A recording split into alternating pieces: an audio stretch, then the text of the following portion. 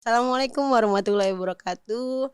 Alhamdulillahirabbil alamin. Hari ini kita berjumpa kembali dalam acara Edu Psikologi, gabungan dari komunikasi dan psikologi. Insya Allah kita akan memberikan edukasi terkait dengan hal-hal yang berkaitan dengan pendidikan keluarga, pendidikan anak. Dan pada hari ini alhamdulillah telah hadir bersama kita Ibu Mira Aliza. Wah, tapi tadi udah pesen di depan manggilnya Mbak aja, jadi kita panggil Mbak Mira. Alhamdulillah. Assalamualaikum Mbak Mira, apa kabar? Waalaikumsalam Mbak Puji. Alhamdulillah sehat. Mbak Puji sehat? Dan masih terlihat muda. Emang masih muda nih. Alhamdulillah sehat. Oke Mbak Mira, kita hari ini akan ngobrolin tentang bukan isu ya, seputar masalah ABK gitu ya. Anak buah kapal. Oh bukan ya. Anak berkebutuhan khusus ya, karena kebetulan saya Mbak Mira dan satu lagi ada Mas Holi itu sedang melakukan riset terkait dengan pendidikan inklusi untuk ABK ini. Jadi kita pengen membuat semacam edukasi ke masyarakat terkait dengan ABK. Nah Mbak, dari tadi sudah disinggung nih terkait dengan ABK gitu ya. Mungkin Mbak Mira bisa bantu untuk menjelaskan yang dimaksud dengan ABK atau batasannya seorang anak itu dikategorikan sebagai ABK itu yang seperti apa sih Mbak? Oke, baik. Terima kasih Mbak Puji ya atas pertanyaannya gitu ya. Tentu saja ABK itu bukan anak buah kapal ya, Oh, iya. tapi anak berkebutuhan khusus Yap. gitu. Jadi anak berkebutuhan khusus itu adalah anak-anak yang memang membutuhkan pelayanan ataupun pendidikan yang berbeda gitu dibandingkan dengan anak-anak normal pada umumnya. Ya, biasanya ada macam ragamnya gitu ya untuk anak-anak berkebutuhan khusus. Dari kalau kita bicara kurva normal itu dari yang sisi kiri dan juga di sisi kanan. Sisi Ada kiri, batas kanan atau batas kiri iya, gitu ya? Oke. batas kiri, batas kanan gitu ya. Kalau kita bicara di tengah itu yang kita sebut sebagai anak-anak yang normal ya, atau anak-anak yang pada umumnya yang rata-rata gitu. Nah, sementara kalau anak berkebutuhan khusus itu ada di sisi kiri dan juga ada di sisi sebelah kanan gitu. Nah, sisi kiri itu biasanya memang anak-anak yang seperti gitu ya, mereka yang mengalami retardasi mental atau kalau dalam bahasa Indonesianya disebut dengan tunagrahita gitu. Kemudian ada juga yang kita sebut sebagai anak tunadaksa atau anak-anak yang cacat ya, baik itu cacat yang tidak memiliki tangan, nggak memiliki kaki ataupun lumpuh gitu ya, itu kita sebut sebagai anak tunadaksa. Termasuk juga anak yang GPP ataupun GPPH. GPP, Apa itu Mbak? GPPH? Oke, GPP itu gangguan pemusatan perhatian. Kalau ditambah dengan H itu yang kita sebut dengan gangguan pemusatan perhatian dan hiperaktif. Okay. Atau kalau dalam istilah asing kita sebut dengan ADHD, Attention Deficit Hyperactive Disorder. Kemudian ada juga anak yang kita sebut dengan anak tunarungu, tunawicara gitu ya, atau yang kita sebut dengan bisu tuli gitu ya. Nah, itu kita masukkan ke dalam anak yang berkebutuhan khusus. Itu masuk ke dalam sisi kiri ya. Nah, sementara sebetulnya kalau anak-anak yang berbakat, anak-anak yang luar biasa pinter, anak-anak yang cerdas, itu pun juga masuk ke dalam anak yang berkebutuhan khusus gitu. Karena apa? Karena anak tersebut pun gitu ya, itu juga membutuhkan pelayanan serta pendidikan yang berbeda dibandingkan dengan anak yang normal. Nah, itulah yang kita sebut dengan anak-anak berkebutuhan khusus, Mbak.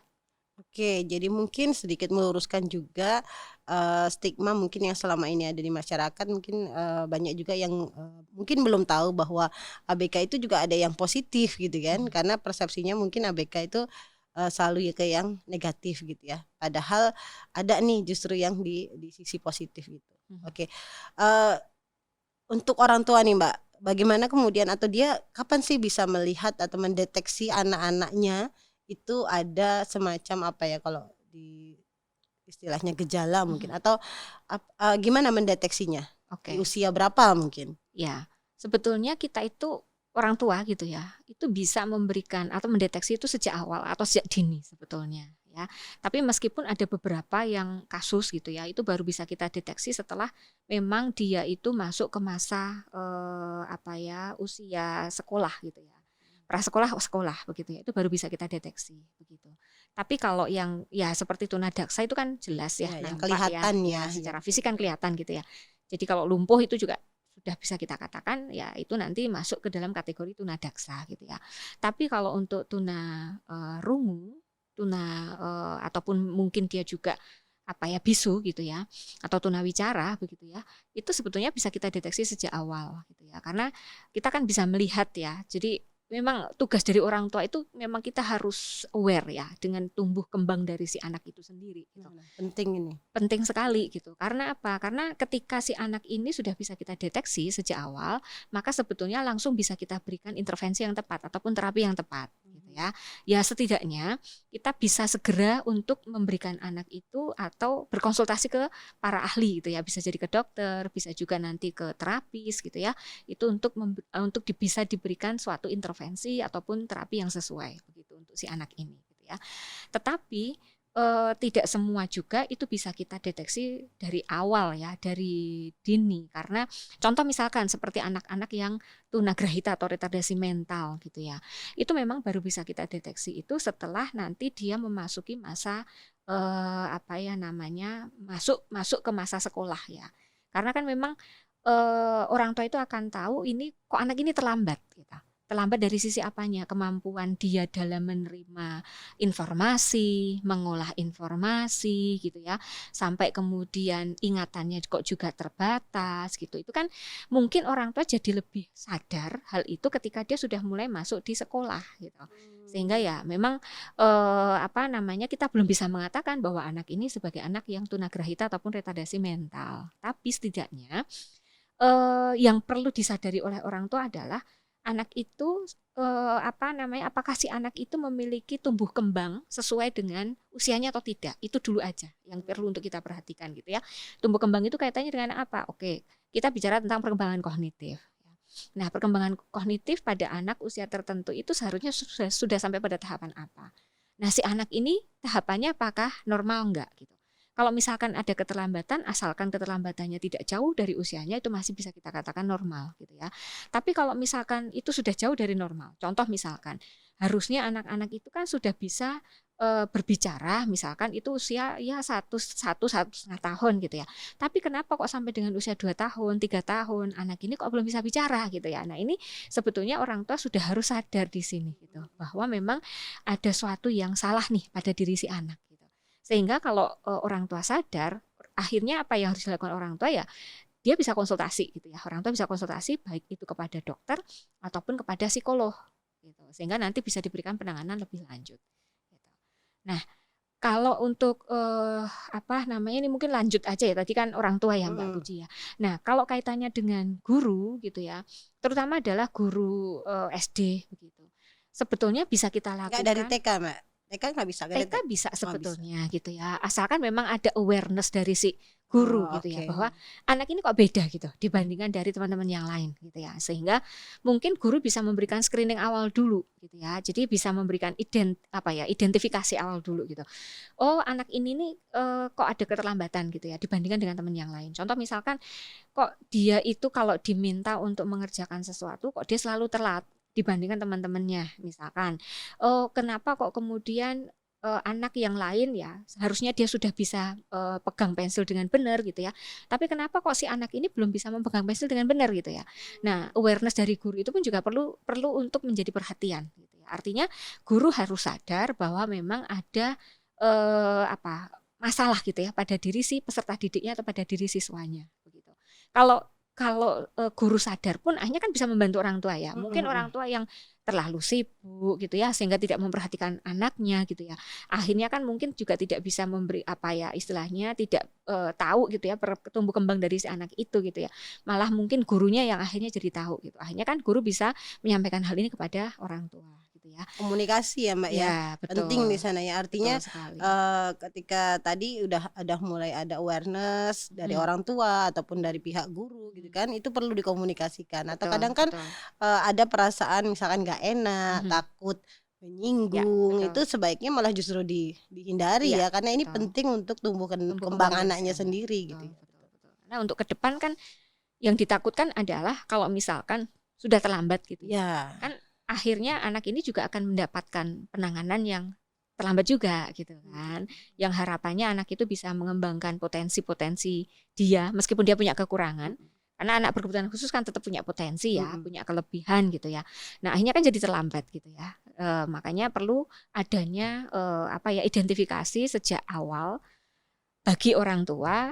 Kalau misalkan orang tua itu paham gitu ya, harusnya sudah bisa dimulai sejak dini. Ketika anak itu, misal contoh ya, ketika anak itu kok tidak bisa bicara, belum ngomong dengan belum bisa merespon omongan dari orang lain, terutama dari orang tua. Nah, orang tua harus sadar dengan hal ini. Itu ketika si usianya anak-anak bayi gitu ya, balita gitu ya, itu masih balita. Tapi ketika di sekolah ya guru juga setidaknya sudah harus aware juga gitu ya, terkait dengan kondisi dari si anak ini yang memang berbeda dibandingkan dengan anak-anak yang lainnya gitu ya. Nah, apalagi kalau sudah duduk di SD. Nah, salah satu salah satu yang perlu menjadi perhatian guru adalah guru pun juga sebaiknya gitu ya melakukan identifikasi sejak awal. Kalau memang ada anak-anak yang dalam tanda kutip gitu ya, itu memang dia berbeda gitu ya, berbeda dalam hal ya entah itu kemampuan kognitifnya, entah itu konsentrasinya, entah itu kemampuan dia dalam beratensi, dalam memberikan perhatian kepada materi pelajaran misalkan. Nah, kalau memang ada sesuatu yang berbeda itu, maka guru wajib untuk bisa setidaknya menyampaikan hal ini kepada orang tua dan meminta kepada orang tua untuk diberikan suatu terapi yang lebih lanjut gitu. Ya, artinya mungkin kalau bisa saya tarik garis ininya ya, garis merahnya adalah ketika orang tua itu sudah aware bahwa anaknya ini spesial, itu bisa dikomunikasikan kalau dia sudah sekolah tadi di awal ya, sekolah taman kanak-kanak misalkan, itu kemudian bisa kita cari jalan tengahnya gitu. Atau apakah si anak ini tetap di sekolah yang biasa ataukah dia perlu pendidikan yang khusus? Betul. Yang memang lebih tepat atau memang sudah didesain untuk anak-anak yang ABK ini gitu ya Mbak ya. Oke, karena coba kalau misalkan saya pernah ada kasus gitu ya di sekolah anak saya kebetulan.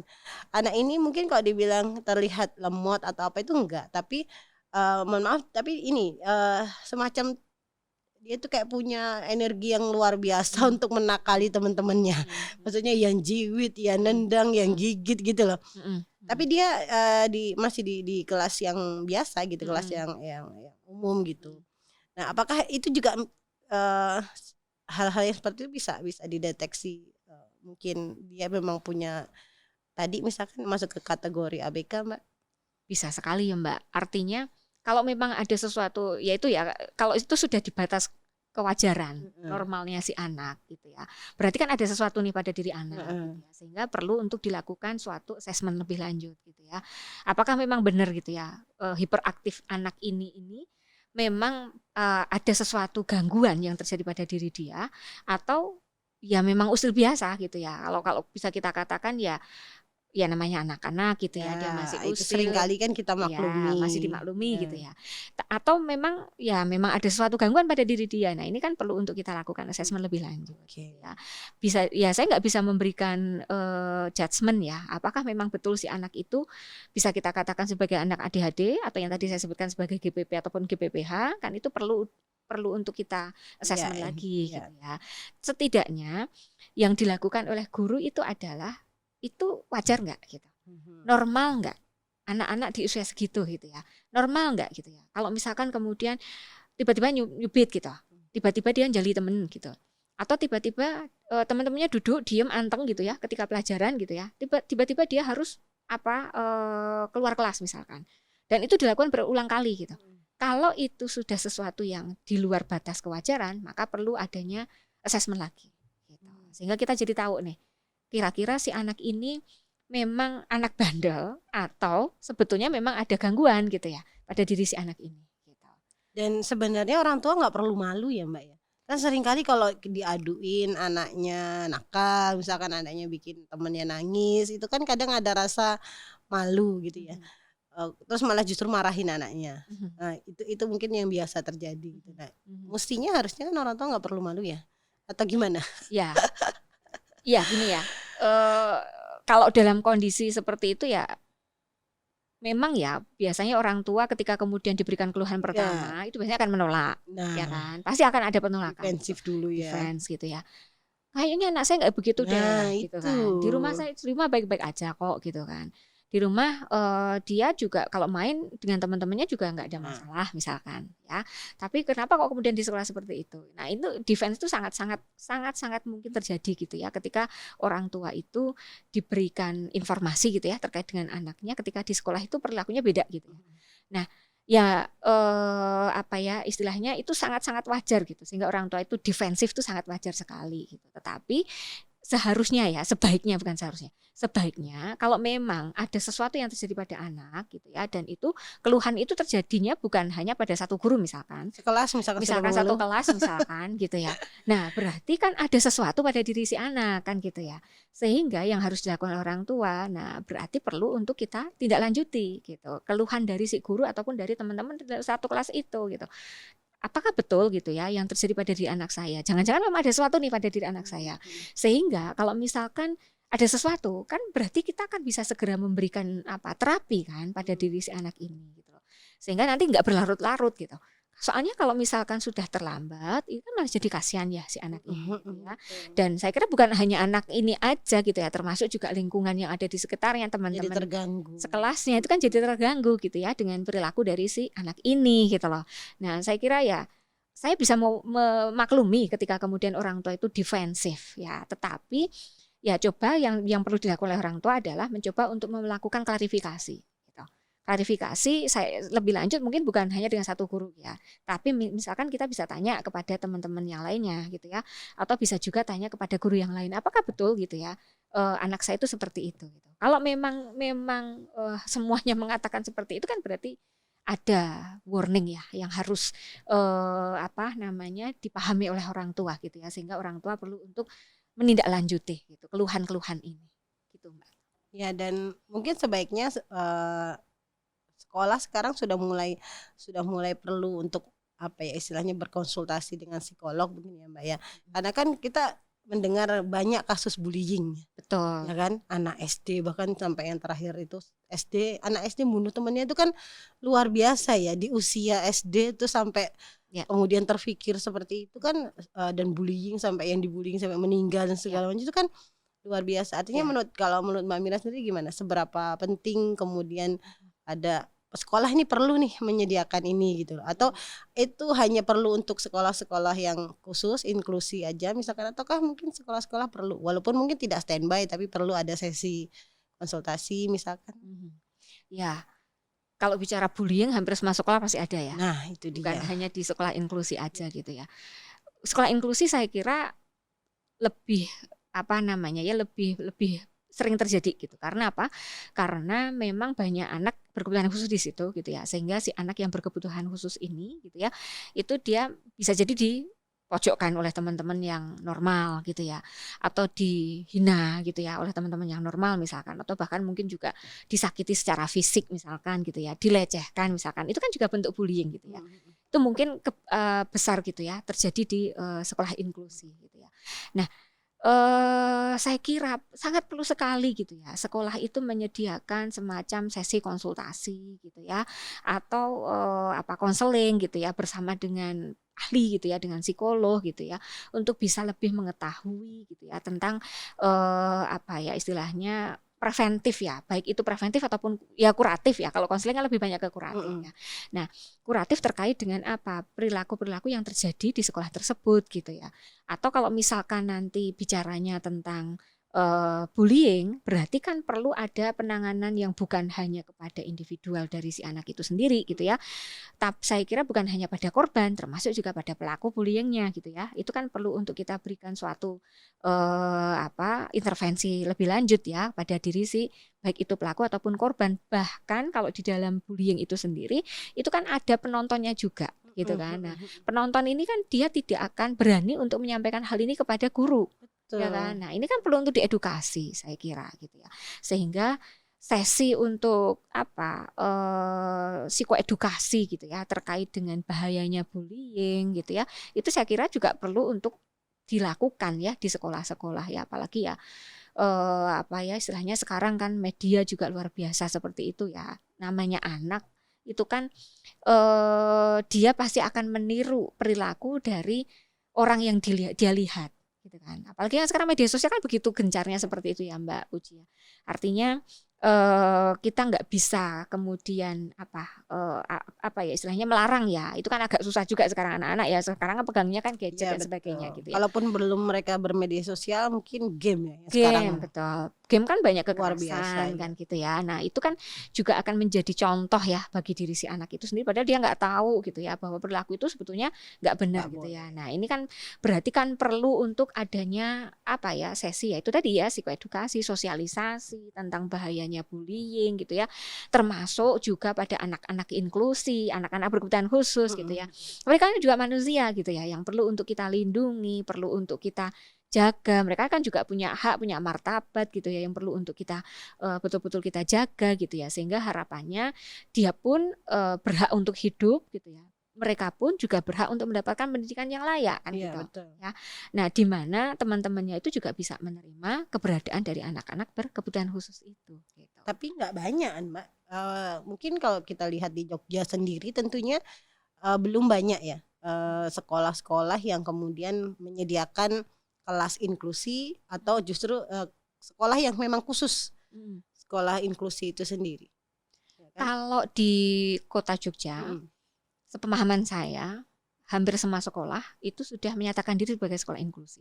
Tapi semuanya sudah menyelenggarakan kan nggak juga tuh? Ya istilahnya ada Kesiapan, himbauan ya, kesiapan ada untuk- himbauan gitu ya untuk menjadi sekolah inklusi. Karena kan sekarang pun sekolah juga tidak boleh menolak siswa siapapun ya yang masuk di situ kan gitu karena setidaknya itu yang menjadi salah satu apa ya himbauan gitu ya agar sekolah itu bisa menjadi sekolah inklusi gitu ya.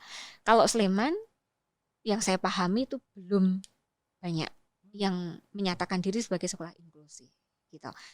Apalagi Bantul ya. Kebetulan kan kemarin beberapa waktu yang lalu juga saya sempat untuk berkomunikasi dengan Kabupaten Bantul gitu ya. Ternyata dari sekian sekolah itu hanya 1-2 sekolah yang sudah menyatakan diri sebagai sekolah inklusi. Itu pun mungkin udah punya kelas khusus atau digabungkan dengan kelas reguler? Ada yang digabungkan. Nah, jadi anak-anak normal itu bergabung dengan anak-anak yang berkebutuhan khusus. ya artinya kan kemudian perlu ekstra treatment ya Mbak ya. Betul. Ketika di sekolah yang dia punya kelas khusus aja itu juga perlu treatment yang berbeda tentunya kan, apalagi jika kemudian digabungkan dengan kelas reguler. Ya. Karena kan potensi tadi misalkan untuk bullying, teman-temannya tidak bisa menerima atau memahami dia gitu kan akan lebih besar. Ya, betul. Ya artinya guru butuh effort ya dari guru gitu ya. Dan di sekolah inklusi itu ketika mereka sudah mendeklarasikan sebagai sekolah inklusi, itu pasti akan ada guru pendamping khusus atau yang kita sebut dengan GPK atau shadow teacher gitu ya, yang itu akan membantu anak-anak berkebutuhan khusus begitu ya dalam mengikuti pembelajaran gitu ya. Dan effort dari guru umum itu kan jadi lebih nggak terlalu berat gitu ya. Tetapi, nah ini ada tetapinya Mbak Puji. Ada gitu sekolahnya nggak sih Mbak? Gimana maksudnya? Sekolah untuk kelas inklusi ini. Kalau misalnya kayak guru TK itu kan ada sekolahnya, ada kuliahnya gitu loh. Oke, ada pendidikan luar biasa. Oh iya. Arahnya kan ke sana. Nah, guru reguler itu kan mereka bukan berasal dari pendidikan luar biasa. Nah, itu dia maksud saya. Nah, ini yang akhirnya butuh. Kalau misalkan ada guru GPK, itu guru umum reguler itu terbantu Mbak Puji. Ya gitu. Pastinya karena kan ilmunya beda Betul. Tetapi gitu ya ada juga kasus gitu ya yang itu sekolah itu sudah mendeklarasikan sebagai sekolah inklusi gitu ya, tetapi ada juga yang kemudian GPK-nya itu kurang. Nah, kurang akhirnya, atau bahkan tidak ada. Ya, karena mereka kan kadang-kadang hanya bekerja sama dengan SLB gitu ya. Kalau misalkan orang tuanya, biasanya kalau ada orang tua yang memiliki status ekonominya tinggi gitu ya, menengah ke atas lah ya, itu biasanya mereka akan menyediakan sendiri gitu. Jadi untuk anaknya gitu ya, itu ada yang seperti itu gitu. Tapi kan tidak semua orang tua mampu ya kan untuk menyediakan hal itu, sehingga akan menjadi tanggung jawab dari guru reguler gitu loh. Nah, padahal guru reguler sendiri itu kan tidak dilengkapi, tidak dibekali gitu ya dengan pendidikan luar biasa gitu loh. Nah ini ada kan kursus gitu enggak Mbak? Kursus jadi proyek kita berikutnya. Sepertinya bisa begitu gitu Mbak. Karena gini ya kebetulan ya beberapa tahun yang lalu kan kami sempat untuk melakukan penelitian. Mm-mm. Penelitiannya itu terkait memang untuk sekolah inklusi, dan itu memang kita berikan untuk sekolah atau guru-guru reguler gitu ya. Ya, yang dilakukan apa? Yang dilakukan adalah kita memberikan semacam ya pemahaman, pengetahuan gitu ya kepada guru gitu ya, guru sekolah, guru reguler itu ya, untuk memberikan pemahaman ini loh ABK itu seperti apa toh, jenis-jenis itu apa aja. Nah, termasuk identifikasi awal, screening awal itu kita berikan di awal, sehingga guru itu jadi ngeh gitu ya, kok ada anak yang berbeda dibandingkan yang lain gitu ya. Nah, itu akhirnya nanti akan di checklist dan sebagainya. Kalau misalkan itu masuk ya kriteria, berarti kan nanti guru itu akan bisa memberikan rekomendasi kepada misalkan kepala sekolah ya, atau kepada wali kelas gitu ya, untuk bisa memberikan pemahaman atau penjelasan kepada orang tua biar bisa dikomunikasikan kepada orang tua gitu ya. Dan biar dapat penanganan yang tepat kan. Betul. Nah, itu makanya guru reguler itu extra effort, Mbak. Kalau tidak dibantu dengan GPK gitu. Nah, makanya kan butuh GPK itu memang dibutuhkan ya di sekolah inklusi gitu ya. Di kelas yang tadi ya, gabungan antara anak-anak yang normal dengan anak-anak yang berkebutuhan khusus gitu ya. Berarti kan butuh adanya GPK di situ gitu ya. Nah, gimana kalau kemudian GPK, kadang-kadang GPK itu datang seminggu cuma sekali gitu. Ini kan padahal padahal anak itu kan setiap hari hadir di sekolah gitu kan. Dan setiap hari tentunya polanya berbeda. Lah iya, makanya itu gitu ya. Nah, ini kan makanya kan effortnya dari guru kan jadi bertambah ya gitu. Nah, apalagi kalau nanti nggak kelihatan ada anak-anak yang slow learner misalkan gitu ya. Slow learner itu bisa kita katakan EQ-nya di bawah rata-rata ya, tapi masih di atas rata-rata anak yang tunagrahita atau retardasi mental gitu ya. Masih lebih bagus anak slow learner ya. Nah, ini biasanya banyak terjadi juga di sekolah, Mbak, yang slow learner ini gitu. Nah, ini kadang-kadang yang membuat guru itu juga menjadi kelabakan, kewalahan gitu ya untuk mengatasi anak yang slow learner ini gitu. Kalau slow learner berarti tadi masuk ke mana? Yang paling kanan, kiri juga. Kiri juga. Dia masuk ke sebelah kiri juga, karena kan kemampuan secara kognitifnya itu di bawah rata-rata, Mbak. Gitu. Nah, dan ini banyak anak-anak slow learner tuh banyak di sekolah inklusi gitu. Yang kadang-kadang juga nggak terdeteksi oleh guru. Karena dianggapnya paling anak itu ya mungkin ada ya, kita terbawa dengan pemahaman atau pengetahuan dulu gitu ya. Mungkin ya anaknya ya memang pinter kan gitu. Nggak pinter gitu kan, atau bisa dikatakan gitu, bodoh misalkan kayak gitu ya sudah kan gitu. Padahal dia termasuk ke slow learner. Padahal penanganan untuk anak slow learner itu beda lagi dibandingkan dengan anak normal kan. Karena apa? Ya dia harus belajar. Misalkan kalau anak normal 1 jam aja cukup. Lah kalau anak slow learner nggak cukup 1 jam gitu, ya kan? Bisa sampai 2 jam ataupun mungkin lebih dari itu gitu. Nah, jadi usaha si anak slow learner itu untuk bisa memahami materi yang disampaikan oleh guru itu waktunya jauh lebih lama dibandingkan dengan anak-anak yang normal. Dan ini banyak, Mbak, terjadi gitu di sekolah umum bahkan gitu ya, apalagi di sekolah inklusi gitu ya. Ada suatu peristiwa dulu gitu ya, guru itu cerita, anak guru SD kelas 1 itu cerita, dari sekian belas siswa di kelasnya, separuh lebihnya itu anak-anak slow learner. Waduh. itu nggak ada seleksi di awal ya?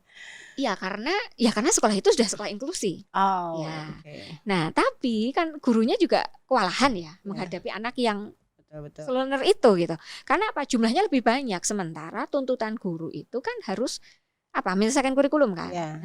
Ini kan butuh effort gitu ya. Nah, sehingga ya